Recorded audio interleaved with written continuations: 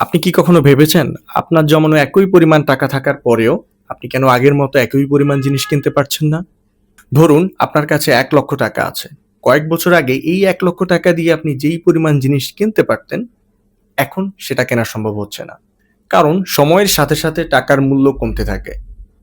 অর্থনীতিতে এই ঘটনাকে বলা হয় ইনফ্লেশন বা মুদ্রাস্ফীতি। মুদ্রাস্ফীতি মানে হলো সময়ের সাথে, সাথে জিনিসপত্রের দাম বাড়তে থাকা। ফলে একই পরিমাণ টাকা দিয়ে আগের মতো জিনিস কেনা যায় না।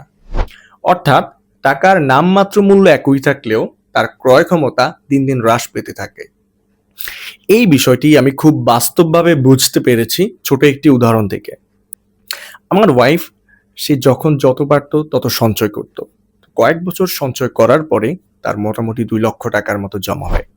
কয়েক বছর আগে সেই টাকা দিয়ে বেশ ভালো পরিমাণ গোল্ড কেনা গেলেও বর্তমানে ওই টাকায় সেই পরিমাণটা খুবই নগণ্য। অর্থাৎ টাকা একই আছে, কিন্তু টাকার ক্রয় ক্ষমতা কমে গেছে। ওকে, আরেকটা রিয়েল লাইফ এক্সাম্পল। ২০২৫ সালের জানুয়ারিতে আমি পিসি বিল্ড করি। তো যার জন্য আমার ২টা RAM কিনা লাগে। DDR5 16 GB 16 GB। একেকটা RAM-এর দাম পড়ল ৮,০০০। সো ক্যান ইউ গেস এটার দাম এখন কত? ২০২৬-এ ৩৭৫% বৃদ্ধি পেয়ে এখন ৳৩০,০০০। তথা ২টা RAM আমি ৳১৬,০০০ দিয়ে কিনে তার বর্তমান মূল্য এখন ৳৬০,০০০। এই কারণে আমরা অনুভব করি টাকা দিন দিন তার মূল্য হারাচ্ছে। তাই টাকা শুধু জমিয়ে রাখলেই হয় না, টাকাকে এমন জায়গায় রাখতে হয় যাতে অন্তত কিছুটা বৃদ্ধি পায়। এখন প্রশ্ন হলো, আমরা কিভাবে টাকার মূল্য কমে যাওয়া থেকে কিছুটা রক্ষা করতে পারি? প্রথমত, এফডিআর ব্যাংকে ফিক্সড ডিপোজিট করা যেতে পারে।